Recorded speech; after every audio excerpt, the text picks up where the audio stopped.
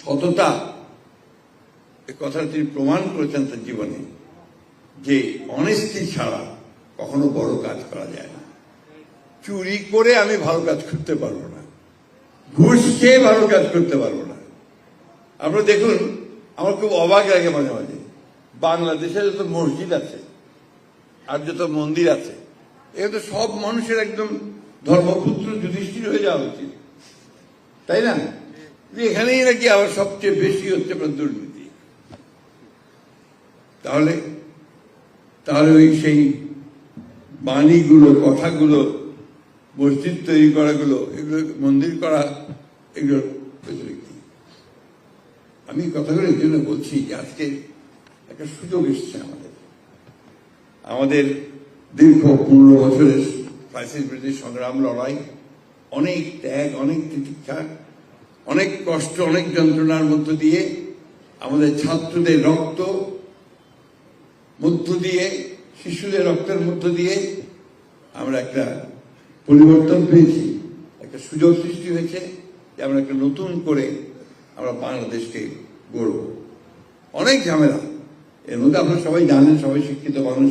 এই জুলাই সনদ, আপনার সংবিধান, এগুলো নিয়ে বাহাজ হচ্ছে, তর্ক বিতর্ক হচ্ছে।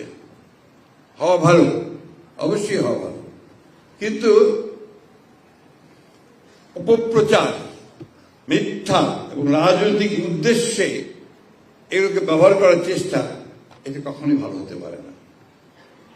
ওটা সবচেয়ে বড় কথাটা, যে জুলাই সনদ, আমি কথাগুলো একটু বলতে চাই, কারণ আপনারা এখানে সবাই শিক্ষিত মানুষ।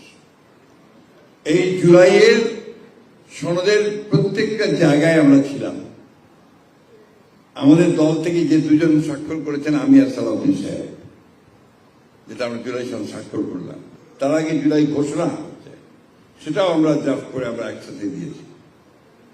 আমরা খুব পরিষ্কার করে বলেছিলাম যে আলোচনার মধ্যে যেগুলোতে আমরা একমত হব না, সেগুলোতে আমরা নোট অফ ডিসেন্ট দেব। আমরা নোট অফ ডিসেন্ট দিয়েছিলাম, সেগুলো লিপিবদ্ধ আছে জুলাই সনদের বইটার মধ্যে, আপনারা যদি দেখেন।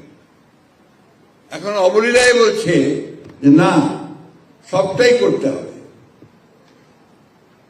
আমরা তখনই কিন্তু আপনার প্রেস কনফারেন্স করে বলেছিলাম, যখন আমাদের chairman, co chairman doctor Ali Riaz কমিশনের একটা রিপোর্ট দিলেন, সেখানে কতগুলো রিপোর্ট থাকলো যেটা আমরা একমত হইনি।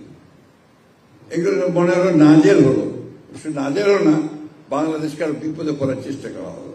যেমন আনুপাতিক হারে আপার চেম্বার হবে, এটা আমরা কখনোই কি করিনি।